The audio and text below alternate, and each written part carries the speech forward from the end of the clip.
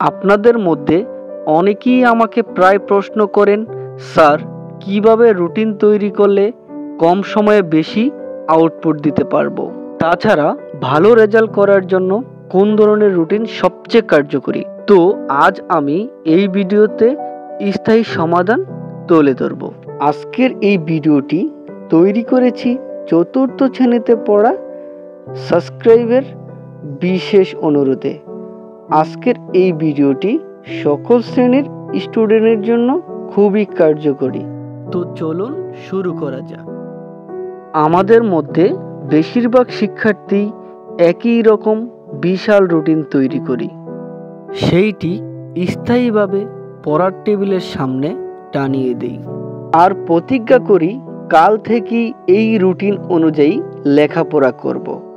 কাল তৈরি করা রুটিন অনুযায়ী পড়তে বসলেও মজার বিষয়, যত দিন যায় ততই পড়ার লেখার পার্সেন্টেজ কমতে থাকে।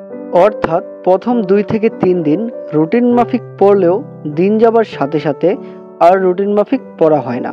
এরপর আবার নতুন করে রুটিন তৈরি করি। এইভাবে স্টুডেন্ট লাইফে কয়েকদিন পর পর রুটিন তৈরি করি, কিন্তু কোনোটি অনুসরণ করা হয় না। এখন আপনার মনে প্রশ্ন জাগতে পারে, তাহলে আমরা কি পড়ার জন্য কোনো রুটিনই তৈরি করব না? আসলে পড়ার জন্য গতানুগতিক যে নিয়মে আমরা রুটিন তৈরি করি তা একদমই কার্যকরী না, কারণ কোনো শিক্ষার্থী এটা বেশি দিন ফলো করতে পারে না। এজন্য জাস্ট আপনার রুটিন বানানোর পদ্ধতিটা পরিবর্তন করতে হবে। এজন্য নতুন পদ্ধতিতে রুটিন করার জন্য প্রথমে সাদা একটা কাগজ নিন। এরপর আগামীকাল কোন সাবজেক্টগুলো পড়বেন এগুলো ক্রমান্বয়ে লিখে ফেলুন।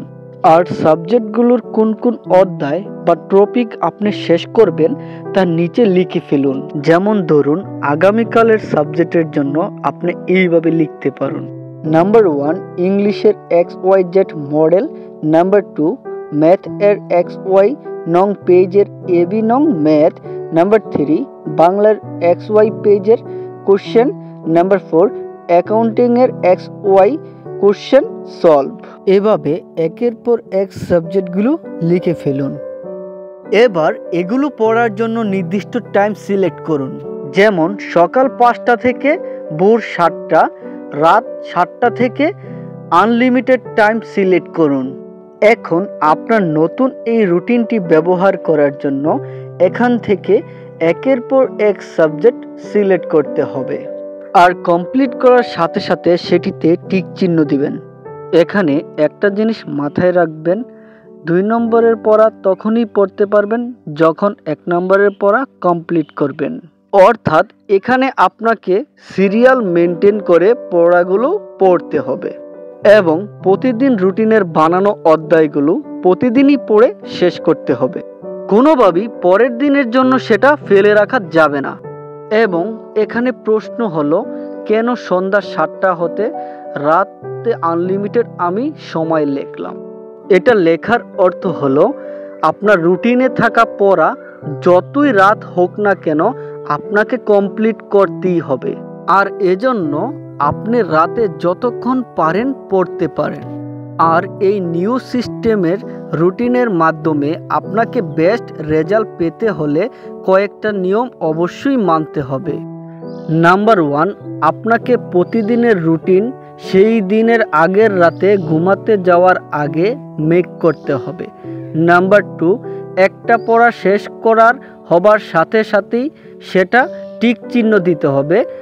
নাম্বার 3, কোনো পড়া কোনোভাবেই আগামীকালের জন্য ফেলে রাখা যাবে না।